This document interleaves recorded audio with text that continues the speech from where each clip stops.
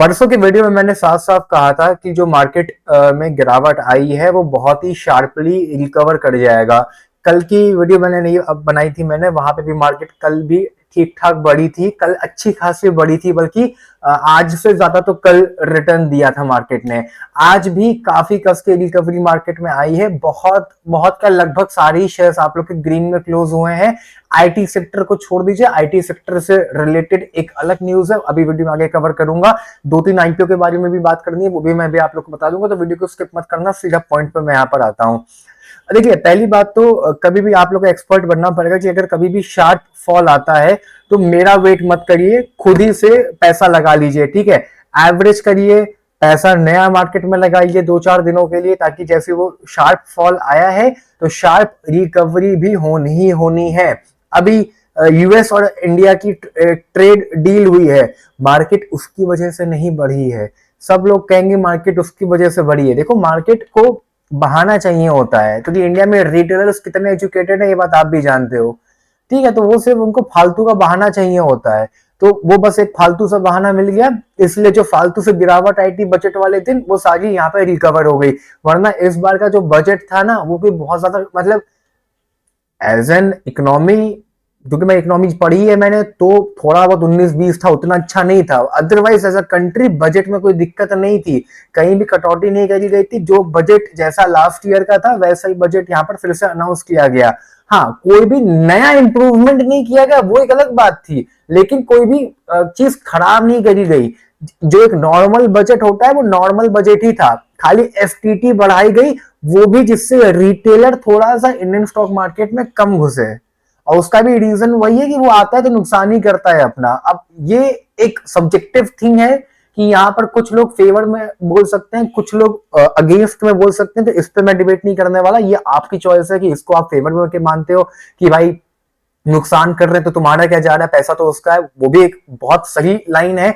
या कोई कह सकता है कि नहीं, नुकसान करने से अच्छा है दूर ही रहो, ये भी एक अच्छी लाइन है। तो ये एक सब्जेक्टिव थिंग है, इसमें मैं नहीं भूलूंगा। बाकी बैक टू द मार्केट पे अगर आते हैं तो मार्केट ने जबरदस्त रिकवरी दी है। मेरे बहुत सारे स्टॉक्स यहाँ पर चले हैं, लोग कमेंट कर नहीं रहे, लोग सबके सब गायब हैं। और ये बात मैं देखता हूँ जब स्टॉक आमतौर से बहुत सारे स्टॉक्स, जिन स्टॉक्स की मैं यहाँ पर बात कर रहा हूँ, फॉर एग्जांपल एक तो मैं यहाँ पे पॉलीकैप की बात कर रहा हूँ, पॉलीकैप पे कोई कमेंट ही नहीं कर रहा है। 6900 पे परसों मैंने कवर किया था, 6900 पे मैंने परसों नरसों कवर किया था, या उससे भी 2-4 दिन पहले कहा था मैंने। तो खुद तो मैंने बहुत नीचे बाय किया है, आप में से भी बहुत लोगों ने इसको बहुत नीचे बाय किया है, बट परसों वाली वीडियो में मैंने इसको कवर किया था, मैंने सोचा था ठीक है कि मैं इसको और बाय करने को कहूं या ना कहूं। वहां से रिकवरी आ गई लगभग, मतलब 6900 से भागता भागता 10% का मूव इसने यहाँ पर दे दिया। ये तो चलो एक स्टॉक हो गया यहाँ पर। जमुना ऑटो भी मैंने कई बार कवर किया था, 94-95 पे मैंने बाइंग कराई है, कोई कमेंट ही नहीं कर रहा है, सबके सब पता नहीं कहाँ गायब है।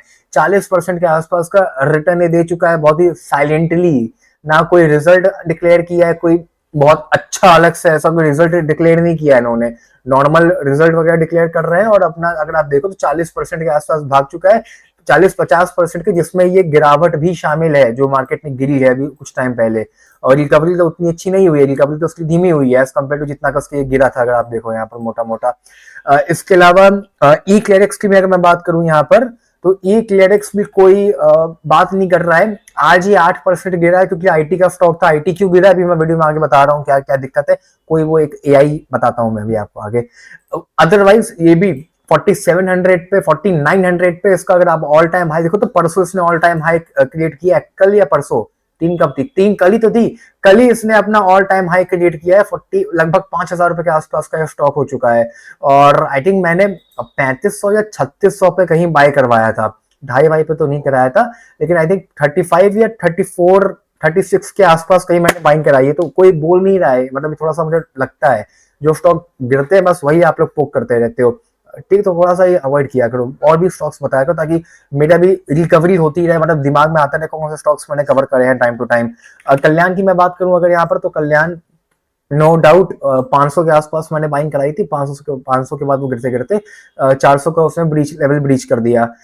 इसको बिल्कुल भी नेगेटिव वे में मत लो, इसको प्लीज एवरेज करो, ये बहुत ही बेहतरीन स्टॉक है भाई। ये जो देखो, जो स्टॉक 800 रुपए पे ट्रेड कर रहा था वो आपको 400 का मिल रहा है, और इसमें तब भी एफआईआईज और म्यूचुअल फंड्स थे, और इसमें आज भी एफआईआईज और म्यूचुअल फंड दोनों है। म्यूचुअल प्रमोटर के बाद तो इसमें म्यूचुअल फंड आता है, और म्यूचुअल फंड अगर आप देखो तो स्टेक लगभग बराबर की चल रहा है, 14-14.5% के आसपास की चल रहा है, तो कोई खराबी नहीं है। और रिटेलर सबसे कम है यहाँ पर, जो कि अच्छी बात है, लगभग 7-8% के आसपास। और रिटेलर जो उधर बीच लगभग 8 हो गया था, वो अब घट के लगभग 8 से नीचे हो रहा है।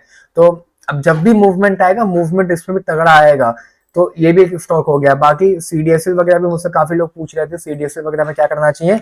मैंने परसों भी कहा था, परसों तो मैंने सीडीएसएल ओपन भी करके आप लोग को कहा था कि बाय करना चाहो बाय कर लो। जिन्होंने किया होगा अच्छी बात है, 10% के आसपास का मूव आ चुका है। कुल मिला के जितने भी स्टॉक्स थे ना, आईटी सेक्टर को थोड़ा बहुत छोड़ रहा हूँ, आईटी क्योंकि आज गिर गया है, अदरवाइज जो भी बजट वाले दिन लगभग 10% के आसपास गिरे थे, उन सब में वापस से 10 to 15% का मूव आ चुका है। तो इसीलिए मैं कहता हूँ कि कभी भी मार्केट गिर रही है तो उसमें पैसा आप लोग डालो, मेरा वेट मत करो, ठीक है, डालो उसको बिल्कुल भी निडर होके आप लोग डालो। डिक्सन भी लगभग 4-5% के आसपास आज उठा था रेट। डिक्सन भी देख सकते हो आज ही 6% के आसपास उठा है, और लगभग 14% के आसपास उठ चुका है। मैंने उसको 10,500 रुपए पे अभी 3-4 वीडियोस में कवर किया है, एक नहीं, मैंने इधर 3-4 वीडियोस में 2 हफ्ते पहले भी मैंने कवर किया है कि बाय करना चाहो बाय कर सकते हो, बहुत अच्छी वैल्यूएशन पे मिल रहा है। तो 2 हफ्ते में अगर किसी ने भी बाय किया होगा तो लगभग 10 to 15% के आसपास का रिटर्न वो बना के बैठा होगा। और जो पुराने बायर्स हैं, आप लोग का प्रॉफिट कम हो गया होगा, या आप लोग ब्रेक इवन पे आ गए होंगे, कुछ लॉस पे भी आ गए होंगे, कुछ लोग जो लेट मेरी वीडियोस देखते हैं, तो कोई इशू नहीं है, आप लोग नॉर्मली बस इसमें कंटिन्यू करो, प्रॉफिट इसमें धीमे धीमे आ जाएगा। और जो लोग इसमें लगभग सारे स्टॉक्स में 10 to 15% के प्रॉफिट में आ चुके हैं, एग्जिट करना चाहो तो कर सकते हो, अदरवाइज अभी भी सब अंडर वैल्यूड ही है कहीं ना कहीं। सीडीएस के अलावा एंजल वन भी कुछ लोग मुझसे पूछ रहे हैं, एंजल वन में क्या टारगेट रहने वाला है। एंजल वन भी परसों गिरा था, बहुत ही बेहतरीन स्टॉक था, लेने लायक था, 20% के आसपास मूवमेंट दे चुका है, 17-18% के आसपास का। अभी भी मैं कह रहा हूँ 2,500-2,200 पे जब गया था पिछले महीने, मैंने फिर कहा था इसमें बाइंग कर लो भाई, ये स्टॉक 4,000 से नीचे का है नहीं। बात समझो बहुत ठंडे दिमाग से, प्रैक्टिकली जो यूथ है वो डीमैट अकाउंट चिप्स के पैकेट की तरह खोल रही है, ठीक है, और बहुत यूज कर रहे हैं, प्रॉफिट लॉस तो भाड़ गई है, वो बात तो एक अलग ही भाड़ में जाए वो बात। डीमैट अकाउंट खुल रहा है, ट्रेडिंग हो रही है, चाहे एफएनडो हो, आप नुकसान करो प्रॉफिट करो ना करो, उससे एंजल वन को मतलब नहीं है। अकाउंट तो यहाँ खुल रहा है ना, चाहे मैं एंजल वन की बात करूं, चाहे मैं ग्रो की बात करूं। और ग्रो एंजल वन से खैर नो डाउट बड़ी हो गई है मार्केट कैप में, जो कि थोड़ा सा गलत है। ग्रो का नाम ज्यादा फेमस है एंजल वन से, तो वो तो मैं डिनाई कर नहीं सकता हूँ, मार्केट वैल्यू ब्रांड वैल्यू मिलती है। अदरवाइज ग्रो के साथ जो सबसे बड़ा प्लस पॉइंट है, ग्रो म्यूचुअल फंड्स बेच रही है मार्केट में, क्योंकि मैं भी उनके म्यूचुअल फंड्स बेच रहा हूँ, मैं भी उनसे इम्पैनलमेंट मेरा हो चुका है। अभी मैं ग्रो के सीईओ से भी मिला था कुछ दिन पहले, जो 5th इनका मेंबर था एएमसी वाला, जिन्होंने ग्रो डीमैट में ग्रो एएमसी जोड़ी थी, वो उससे मिला था, लखनऊ वो आए थे, तो वहां मेरी मुलाकात हुई थी, मेरे पापा गए थे, तो खैर तो वो एक अच्छी बात है। तो इसलिए ग्रो बहुत ऊपर है वैल्यूएशन में। अदरवाइज अगर इनका अगर मार्केट कैप देखोगे तो they are highly valued as compare to grow.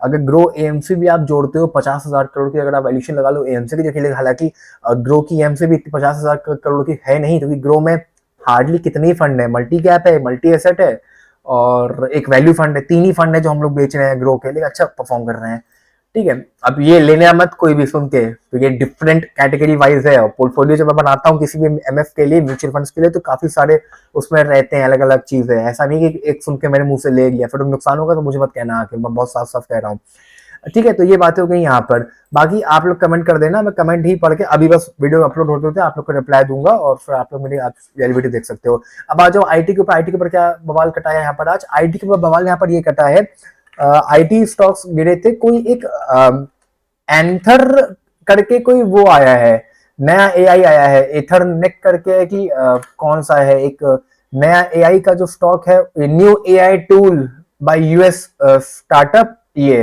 Anther, spelling थोड़ी सी अजीब है, इसको क्या पढ़ेंगे पता नहीं, एंथरोपिक करके है, ये कोई नया फियर मार्केट में आया था, जिसकी वजह से आज चीजें यहाँ पे आईटी की गिरी थी।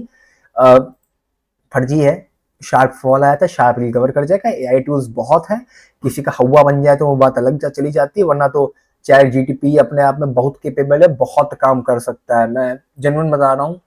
चैट जीटीपी का किसी ने प्रो वर्जन लिया तो वो he can create an app, भाई आप क्या नहीं करा सकते एआई से, आप कोडिंग करा लो, आप कुछ भी करा लो भाई एआई से, AI is just a computer, जो खुद से काम कर देगा, आप बस बोलो उसको वो कर देगा, लिखना भी आपको नहीं पड़ेगा। तो ऐसा फर्जी वाला शार्प फॉल था। मॉर्निंग में अगर किसी ने बेट किया है जैसे इक्लेरिक्स हो गया या किसी भी आईटी स्टॉक पे तो वो पैसा बना लेगा। अगर नहीं किया है, बाई चांस कल अगर आप लोग को रेड मिलता है तो प्लीज लगा लेना, 2 4 5 10 दिनों के लिए पैसा लगा लो। इसमें लगा सकते हो, प्रेसिडेंट में लगा सकते हो, ये ऑडिकल में लगा सकते हो, मैफिस में भी लगा सकते हो। क्रिजल कम गिरा है, अवॉइड करना, पॉलिसी बाजार अवॉइड करना। अब जब मैं यहाँ पे आईटी स्टॉक्स की बात कर रहा हूँ तो जो कंपनियां आईटी में काम करती हैं, पॉलिसी बाजार आईटी में नहीं काम करता है, पॉलिसी बाजार पॉलिसी बेचता है, तो उसमें मत लगाना।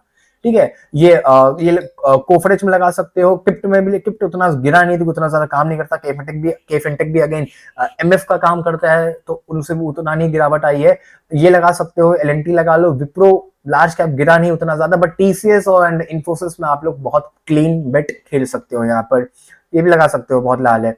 ठीक है, बाकी हैप्पीएस्ट माइंड कैसे भूल जाऊं मैं, हैप्पीएस्ट माइंड को मैंने खुद कई बार कवर किया है, तो हैप्पीएस्ट माइंड में भी बेट कर सकते हो कि हैप्पीएस्ट माइंड भी क्लियर कट आप लोग का आईटी सेक्टर का ही काम करता है। चलो ये बात हो गई यहाँ पर आईटी के स्टॉक्स के ओवरऑल पोर्टफोलियो के बारे में। 2 आईपीओज हैं, एक का नाम है आई फाइनेंस, अब आई मतलब इनकम हिंदी में जिसको हम लोग कहते हैं, और दूसरा है यहाँ पर आप लोग का ये रहा, क्या नाम था इसका, फ्रैक्टल एनालिटिक्स आईपीओ। दोनों कंपनी क्या करती है बता देता हूं मैं।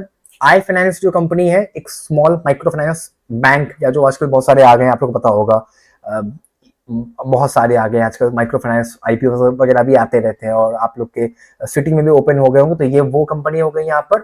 और प्रैक्टिकल एनालिटिक्स एक बेसिकली जैसे कि हम लोग जिनको कहते हैं कंसल्टेंसी कंपनियां होती हैं बड़ी बड़ी, उसी का ही छोटे लेवल पे छोटी कंपनी है, जो दूसरी कंपनी से कोई भी डेटा का या कोई भी मतलब ऑर्डर वगैरह लेके, कंसल्टेंसी सर्विस कहते हैं ना, जैसे डिलॉयट आपका क्या काम करती है कि अपना स्टाफ है, किसी दूसरी कंपनी को कुछ काम कराना है तो वो डिलॉयट को दे देते हैं, डिलॉयट उस एक छोटी सी टीम अपनी बना के उस कंपनी का वो काम करा देती है। वही सेम काम लगभग यहाँ पर ये कंपनी करती भी है आईटी सेक्टर में।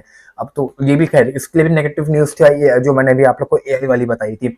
अपार्ट फ्रॉम दिस ये मतलब जाके मैंने काफी चीजें इनकी वेबसाइट वगैरह पे मैं चेकआउट कर रहा था, तो जो भी डेटा ड्रिवन का काम हो या डेवलपमेंट का या एआई सोल्यूशन या स्केलेबल हो गया, जितनी भी जैसे आप लोग का डिलॉयट या जो कंसल्टेंसी सर्विस काम करती है ईवाई डिलॉयट, वो सेम काम यहाँ पर लगभग, अब हो सकता है थोड़ा बहुत ऊपर नीचे करती हूँ, मोटा मोटा वो सेम काम यहाँ पर प्रैक्टिकल एनालिटिक्स भी करती है।